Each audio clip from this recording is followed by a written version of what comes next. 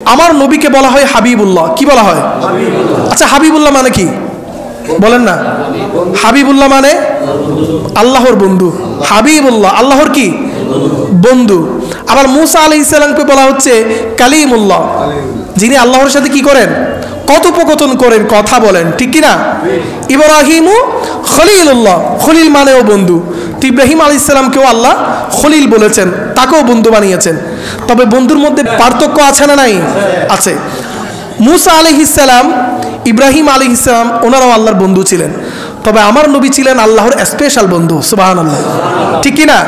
যেমন মুসা কালিমুল্লাহ, ইব্রাহিমু খলিলুল্লাহ, ঈসা রূহুল্লাহ, আর আমার নবী হচ্ছেন মুহাম্মাদুর রাসূলুল্লাহ, অর্থাৎ আমার নবীকে হাবিবুল্লাহ বলা হচ্ছে। সুবহানাল্লাহ।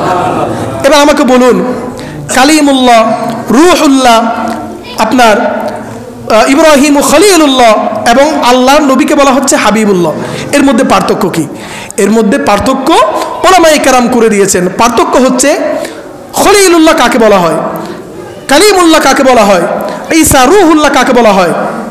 ঈসা রূহুল্লাহ, মুসা কালিমুল্লাহ, ইব্রাহিম খলিলুল্লাহ বলা হয় যারা আমার আল্লাহকে সন্তুষ্ট করতে চান তাদেরকে বলা হয় খলিলুল্লাহ। সুবহানাল্লাহ। তারা আল্লাহর বন্ধু, স্বাভাবিক, আল্লাহ বন্ধু বানিয়েছেন। তারা চান তাদের নামাজের মাধ্যমে, ইবাদতের মাধ্যমে, ইসলামের দাওয়াতের মাধ্যমে, তাদের ইবাদত রিয়াজতের মাধ্যমে আল্লাহকে কি করতে? খুশি করতে, সন্তুষ্ট করতে। সুবহানাল্লাহ। কিন্তু হাবিবুল্লাহ এমন একজন ব্যক্তিকে বলা হয় যার সন্তুষ্টি আমার আল্লাহ নিজেই চান। সুবহানাল্লাহ, ঠিক কি না?